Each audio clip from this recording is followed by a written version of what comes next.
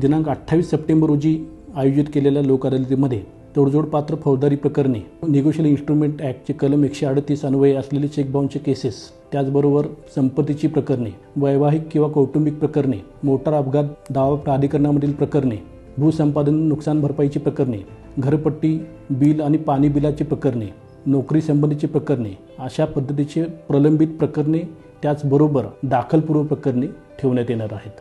लोक अदालतीचे अनेक फायदे आहेत, ज्यामध्ये लोक अदालतीमध्ये पारित केलेल्या निवाड्याविरुद्ध कोणत्याही प्रकारचे अपील करता येत नाही। सर्व पक्षकारांचे पैसा, वेळ आणि श्रम यांची बचत होते। त्यांच्यामधील कटुता संपून जाते। त्यांच्यामधील जिव्हाळ्याचे संबंध जोपासले जातात। त्याचबरोबर प्रलंबित प्रकरणातील न्यायालयीन शुल्क रक्कम ही पूर्णपणे आपणाला परत केली जाते। तरी या माध्यमातून मी आपणा सर्वांना आवाहन करतो की दिनांक 28 सप्टेंबर रोजी म्हणजेच येणाऱ्या शनिवारी आयोजित केलेल्या लोक अदालतीमध्ये आपण सर्वांनी उत्स्फूर्तपणे सहभाग नोंदवून या सुवर्ण संधीचा लाभ घ्यावा।